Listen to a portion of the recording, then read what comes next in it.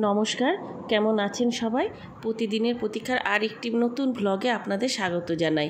এর আগে আমি যখন আমার ছোট ভাইয়ের বিয়ে আপনাদের সঙ্গে শেয়ার করেছিলাম, সেই বিয়েতে আমি বলেছিলামই যে এই বিয়েতে আমরা দুটো বিয়ে সেই দিন একই দিনে ছিল, দুটো বিয়েই আমাদেরকে অ্যাটেন্ড করতে হবে, আর দুটোই খুব ক্লোজ, খুব নিজের লোকের বিয়ে ছিল। তো ওটা তো আমার ভাইয়ের বিয়ে ছিল, আর পরে যে বিয়েটাতে আমরা গিয়েছিলাম ভাইয়ের বিয়েটা থেকে, সেটা হচ্ছে আমার এই ভাইজি দাদার মেয়ে সোনার বিয়েতে গিয়েছিলাম।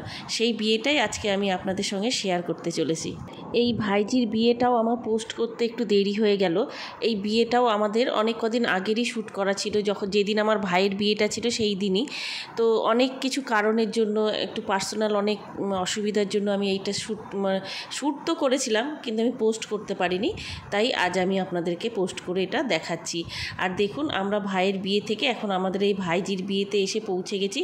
আর এই দেখুন আমার মাইমা, দুই মাইমা, বড় মাইমা, ছোট মাইমা বসে আছে, এটা দিদি বসে আছে। সবাই আমার যত আত্মীয় স্বজন সবাই এখানে আছে।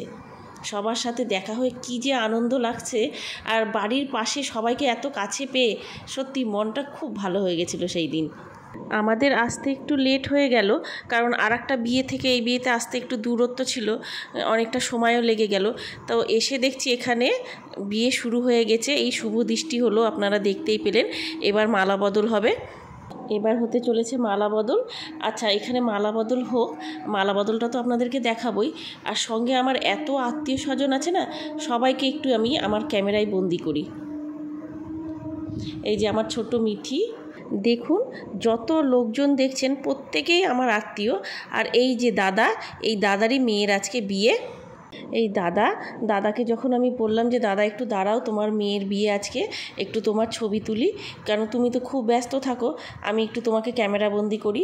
সেই জন্য দাদা দাঁড়িয়ে আমাকে একটু ছবি তুলতে সাহায্য করলো। দেখুন ক্যামেরা নিয়ে ঘুরে ঘুরে আবার ঠিক মালা বদলের এখানে চলে এসেছি। এইবার মালা বদল হয়ে গেলে বিয়ের আসরে বসানো হবে এদের। এই দেখুন মালা বদল হচ্ছে এখন।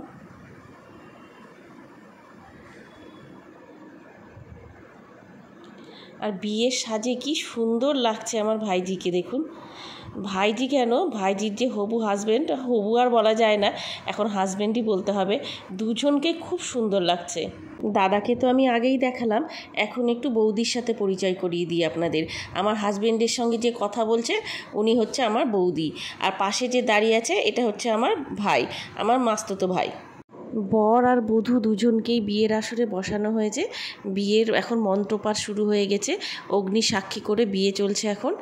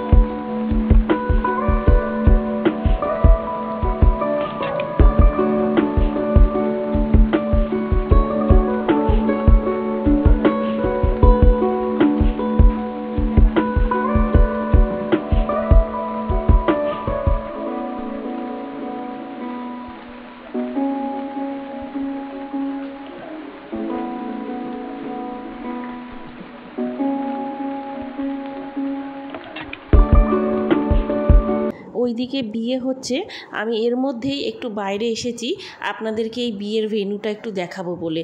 দেখুন ভেন্যুটা কত সুন্দর সাজিয়েছে। আর এই দেখুন আমার হাজব্যান্ড দাঁড়িয়ে আছে একদম রোডের সঙ্গে, হাই রোডের ওপরেই ভেন্যুটা ছিল, খুব সুন্দর সাজিয়েছে। আমাদের আসতে তো একটু লেট হয়ে গেছে, সেই জন্য অনেক স্টলও বসেছিল, যেগুলো অনেকটাই এখন অনেকটা রাত বলে অনেকটাই উঠে গেছে। এই যে দেখুন একদম হাই রোডের পাশেই ছিল ভেন্যুটা। আর এই দেখুন এটা হচ্ছে আমার বাবা আর আমার ছোট মামা। আমার হাজব্যান্ডকেও তো দেখলেন, ও আস্তে আস্তে ভেতরে যাচ্ছে। চলুন আমিও একটু ওর সাথে আস্তে আস্তে ভেতরে যাই। স্টলগুলো অনেকটাই উঠে গেছে, আমি আপনাদেরকে দেখাতে পারলাম না, কিন্তু খুব সুন্দর ডেকোরেশন হয়েছিল। আমি যখন আসি তখনও অনেকটাই সুন্দর ছিল। আর দেখুন গণেশ ঠাকুরের মূর্তিটা কি সুন্দর লাগছে, অসম্ভব সুন্দর। আর যেখানে বিয়ে হচ্ছে মানে এই ভেন্যুটা, এটা এত সুন্দর ছিল, বাইরে থেকে ভেতর থেকে মানে দুদিক থেকে অপূর্ব সুন্দর একটা ভেন্যু ওরা চুজ করেছিল, সত্যি খুব সুন্দর। চলুন এই ভেন্যুর ডেকোরেশনটা আপনাদেরকে এবার একটু দেখানো যাক। আমি আস্তে আস্তে ক্যামেরাটা নিয়ে যাচ্ছি, আপনারা দেখুন।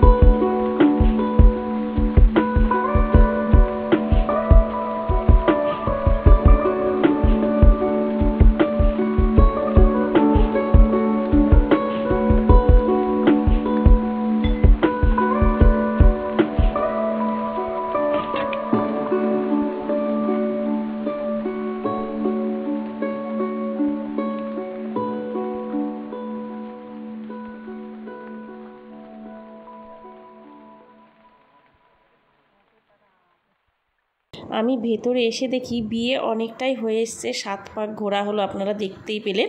এখন হতে চলেছে সিঁদুরদান। চলুন মন দিয়ে এবার সিঁদুরদানটা দেখি। বিয়ের কিন্তু মূল পর্বই হচ্ছে এই সিঁদুরদান।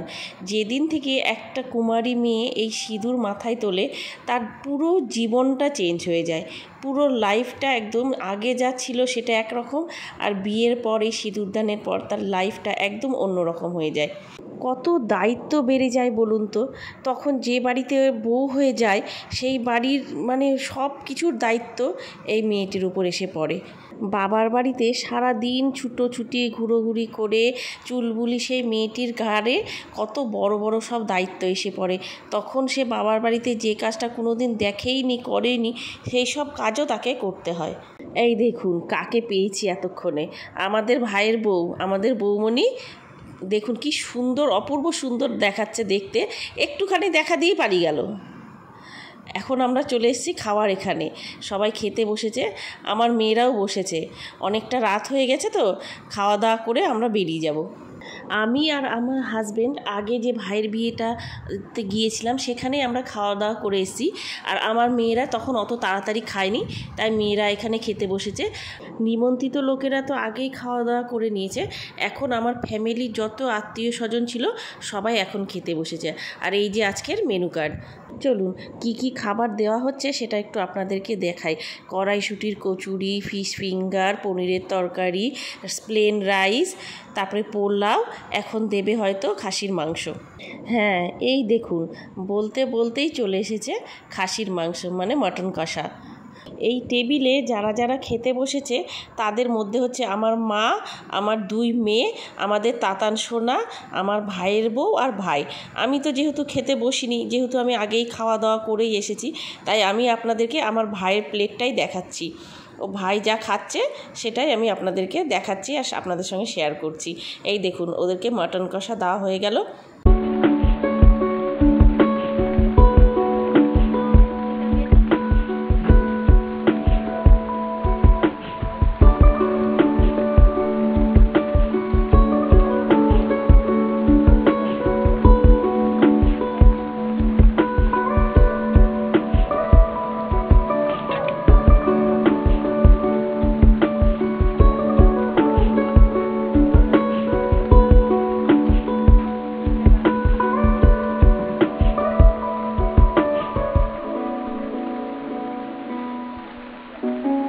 এদিকে তো সবাই খাওয়াতে ব্যস্ত, খাওয়া দাওয়া করছে, আর আমি একটু আশপাশটা ঘুরে দেখতে দেখতে একটা দারুণ জিনিসের খোঁজ পেয়েছি। দেখুন দারুণ একটা স্টল।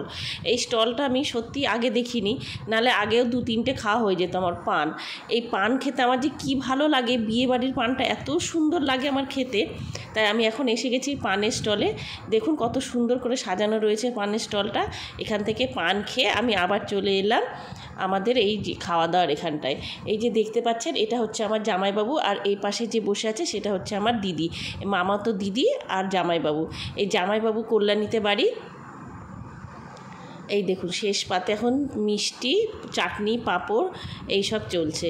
শেষে একটু বিয়ে হয়ে যাওয়ার পর মেয়ে জামাই নিয়ে বৌদির একটুখানি ছবি আমরা নিলাম। আজকের আমার ব্লগটা আপনাদের কেমন লাগলো অবশ্যই আমাকে কমেন্ট করে জানাবেন, আর ভালো লাগলে একটু শেয়ার করে দেবেন আমার ব্লগটি। টাটা।